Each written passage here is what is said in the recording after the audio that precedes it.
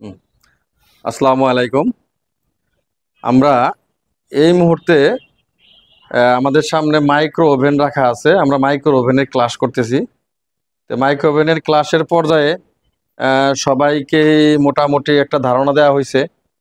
তো আমরা কে কতটুক আসলে স্মরণ রাখতে পারছে মগজে, এটা একটু পরীক্ষা করব। পরীক্ষা স্বরূপ আমরা একটা ভিডিও করব। তো আমরা এখান থেকে যদি শুরু করি, আমার সামনে থেকে, এটার নাম কি? হ্যাঁ, এটার নাম কি? ম্যাগনেট্রন। কি বলছে? Magneton, magneton.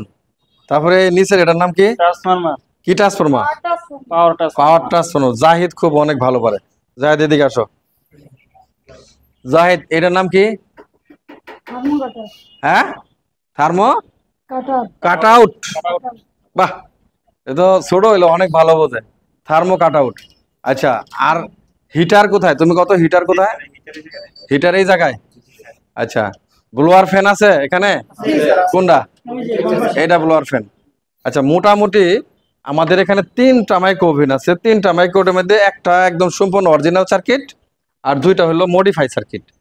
তো আমরা প্রত্যেকটা জিনিসের নাম সম্পর্কে আগে জানছি। তো এই যে ম্যাগনেট্রন যাকে বলা হয়, মাইক্রো ওভেনের প্রধান অংশ হলো 2টা। একটা হলো পাওয়ার ট্রান্সফরমার, একটা হলো কি ম্যাগনেট্রন। এই পাওয়ার ট্রান্সফরমার এবং ম্যাগনেট্রনের কাজ আমরা জানি। ইঞ্জিনিয়ার সাহেব বলেন তো, আমরা দেখি। পাওয়ার ট্রান্সফরমার উচ্চ ভোল্টেজ তৈরি করে ম্যাগনেটকে দিবে। ম্যাগনেটের ভিতরে যে ফুড আছে, যেটা আমরা হিটিং ফুডের তাপমাত্রাকে নিয়ন্ত্রণ করব। কভারেজ করবে বা নিয়ন্ত্রণ করবে। তো এখন মাইক্রো ওভেনের কিন্তু বেশিরভাগ কি নষ্ট হয়? সাধারণত থার্মো কাট আউট এবং ম্যাগনেটন। তো ম্যাগনেটন অতিরিক্ত গরম হয়ে গেলে কিন্তু থার্মো কাট আউটটা নষ্ট হয়, আর যদি thermo cut out brake fail করে তাহলে কিন্তু ম্যাগনেটন নষ্ট হয়ে যায়। আর ম্যাগনেটন মোটামুটি ভালো দামে একটা জিনিস। তো এখানে আসলে মাইক্রো ওভেনের মনে হচ্ছে যে অনেক কিছু, তেমন কিছু নেই। অল্প কয়েকটা জিনিস নিয়ে সমন্বয়ে মাইক্রো ওভেন তৈরি করা হয়েছে। তো মাইক্রো ওভেনের একটা সমস্যা আছে, ডিসপ্লে সার্কিট জায়গা। অনেক সময় ডিসপ্লে জায়গা মানে তখন আমাদেরকে নতুন সার্কিট সংগ্রহ করতে হয়। তো নতুন সার্কিট কিন্তু বাজারে পাওয়া যায়, দেখাচ্ছি। কয়েকটা কোম্পানির আছে, এই যে ইউনিভার্সাল কোম্পানিরও আছে বা অন্য কোম্পানির আছে। তবে সবসময় আপনারা কোনটা কিনবেন? যেটা ডিসপ্লে সিস্টেম, যেটা ডিসপ্লে দেখায়, ওই সার্কিটটা কিন্তু কিনবেন। ঠিক আছে? যেমন এই সার্কিট ডিসপ্লে আছে, আমরা দেখাই, এটা কিন্তু মডিফাই করে লাগানো। আমরা এখন এটার মধ্যে লাইন দিব। এই যে লাইন অটোমেটিক চলে আসছে। আমরা যদি স্টার্ট করি, স্টার্ট করেন তো একজন, এতক্ষণ কি দেখলেন? স্টার্ট করেন। হ্যাঁ, স্টার্ট করেন। দেন স্টার্ট হয়েছে? স্টার্ট করেন, টাইম দেন। হ্যাঁ, এই দেন, স্টার্ট হয়ে গেছে। এম্পিয়ার মাপতে পারবেন ইচ্ছা করলে, এম্পিয়ার লাগানো আছে।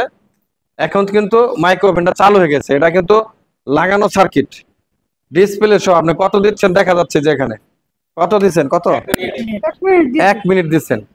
তাহলে আরেকটা সার্কিট আছে, দেখেন, এটা কোনো ডিসপ্লে নাই, মানে চালু হবে, অন অফ হবে, কাজ হবে, কিন্তু ডিসপ্লেতে কিছু দেখাবে না। তাহলে আমাদের যদি সার্কিট নষ্ট হয়ে যায়, তাহলে আমরা সার্কিট সংগ্রহ করে লাগাইতে পারবো। তো এইগুলার মালামাল কোথায় পাবো? কালী মন্দির বইলা দিচ্ছে সব। কাস্টমার কিন্তু কাজ তোমাদেরকে দিবে না এরকম করলে, ওটা গোপন রাখবা, বলবা না। তাহলে আমাদের কিন্তু টাইম অফ হয়ে গেলে এটা কিন্তু অটোমেটিকলি অফ হয়ে যাবে। তো এখন পার্টস গুলি কিভাবে বুঝবো যে আমরা পার্টসটার ম্যাগনেটনের সমস্যা না পাওয়ার ট্রান্সফরমার সমস্যা, আমরা বুঝবো কি করে? এইটা যদি আমরা বুঝতে যাই, তাহলে এই ম্যাগনেটনের এটাকে কি করতে হবে? অ্যাভোমিটার দ্বারা মাপ দিতে হবে। অ্যাভোমিটার অথবা সিরিজ লাইন, যেটা দেখো, এটাকে মাপ দিতে হবে। তারপরে কত মডেলের আছে এই মডেলটা দেখতে হবে। লাইনটা খুলে দেন, মডেল দেখতে হবে। তারপরে পাওয়ার ট্রান্সফরমার, এটা কিন্তু প্রাইমারি সেকেন্ডারি আছে দুই সাইডেই। এই পাওয়ার ট্রান্সফরমার কিন্তু দেখা লাগবে যে কয়েলটা ঠিক আছে কিনা। তো কয়েল ঠিক আছে কিনা এগুলো বুঝতে হলে আগে তো আমরা শিখেছি যে ওহমস নির্ণয় করতে হবে, ওহমস মিটারে ফালায়া তারপরে মাপ নির্ণয় করতে হবে। আর ক্যাপাসিটারের মাপ কি দিয়ে মাপতে হবে? ক্যাপাসিটারের যে ফাংশন আছে, ক্যাপাসিটারের ফাংশন দিয়ে মাপতে হবে।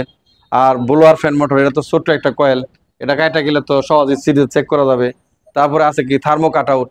থার্মো কাট আউট আপনার মাপ দেবেন এ প্রান্ত থেকে ও প্রান্তে। অ্যাভোমিটার দেয়া ওহমসে ফালায় মাপতে পারেন, সিরিজ দিয়ে মাপতে পারেন। তারপরে এখানে কি আছে? হিটার আছে। তো হিটারটা অবশ্যই একটা সিরিজ দিয়ে মাপতে পারেন। তাহলে প্রত্যেকটা জিনিসের আগে মাপযোগ শিখতে হবে। আর এখানে আছে কি? একটা হোল্ডার, বাল্ব, এটার ভিতরে বাল্ব। নিচে আছে কি স্টিপার মোটর। স্টিপারের মোটর কাজ কি? প্লেটটাকে প্লেটে ঘোরানো। ঘোরানো। তো এই স্টিপার মোটর যদি কাজ না করে তাহলে তো প্লেট ঘুরবে না, আর প্লেট যদি না ঘুরে তাহলে তো খাবার সামগ্রী যে কোনো এক জায়গায় বসে থাকবে, সম্পূর্ণটাকে সরাবে না। তাহলে আমাদেরকে পার্টসের মান, নষ্ট এবং খারাপ ভালো মন্দ এটা চেনার উপায়ও জানতে হবে, এবং একটা মাইক্রো ওভেন কিভাবে পরিচালনা করতে হয় সেটাও জানতে হবে। মাইক্রো ওভেন পরিচালনা করা আগে জানতে হবে যে এটাকে আমি কিভাবে চালাবো, এরপরে তোমার শিখতে হবে যে এটা আমি কিভাবে মেরামত করব। আর এটার কি জিনিস নষ্ট হয় সবচাইতে বেশি, এটা আমি বলে দিছি। কি নষ্ট হয়? দ্রুত নষ্ট হয় তোমার কি, যদি ম্যাগনেটন এবং পাওয়ার ট্রান্সফরমার খারাপ থাকে, শর্ট সার্কিট থাকে, তাহলে থার্মো কাট আউট কি হয়? কেটে যায়। ফিউজ কি হয়? কেটে যায়। তাহলে সেক্ষেত্রে তুমি চেঞ্জ করতে পারো, মেরামতের যোগ্য হলে ট্রান্সফরমারকে মেরামত করতে পারো। হিটার যদি কেটে যায় নতুন হিটার লাগাই দিতে পারো। সার্কিট যদি নষ্ট হয়ে যায় ডিসপ্লে সার্কিট সংগ্রহ করবা।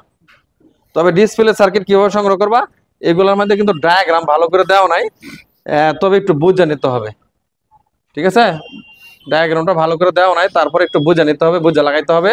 আর সব সময় যেই জিনিসটা কিনতে যাবেন ওটা একটু হাতে করে নিয়ে যাবেন, যে আমার এই মডেলের একটা সার্কিট দরকার। যদি হুবাহু আপনি পায়ে যান তাহলে আপনারা কোনো চিন্তা করতে হবে না। তো বুঝতে পারছি আমরা কম বেশি কিছু। হ্যাঁ, একদিনই তো আর আমরা অনেক কিছু শিখতে পারবো না, তা আমার মনে হয় যে শিখতে পারবো। কেননা আমরা পার্টসের মাপ যোগ যদি আমরা শিখে থাকি তাহলে কিন্তু আমরা ইজিলি ভাবে সবকিছু শিখতে পারবো। আর পার্টসের নাম যদি না জানি, কোন পার্টসের কি কাজ যদি না জানি, তাহলে কিন্তু আমরা আসলে কাজ শিখতে পারবো না। তাহলে আমরা তো প্রত্যেকটা পার্টসের নাম জানছি, তাই না, এবং কাজও জানছি, তাহলে আমরা অবশ্যই কাজ করতে পারবো। ঠিক আছে না? তো দর্শক দূর থেকে যারা দেখছেন, যদি আমাদের ভিডিও ভালো লাগে তাহলে অবশ্যই আমাদের চ্যানেলটিকে সাবস্ক্রাইব করবেন, এবং ওয়াশিং মেশিন, মাইক্রো ওভেন, গিজারের কাজ যারা শিখতে চান, ফ্রিজ এসির কাজ যারা শিখতে চান, ফ্যান মোটরের কাজ যারা শিখতে চান, তাহলে অবশ্যই practical technical training centre Mawna Chowrasta গাজীপুরে যোগাযোগ করবেন। আসসালামু আলাইকুম। সবাই ভালো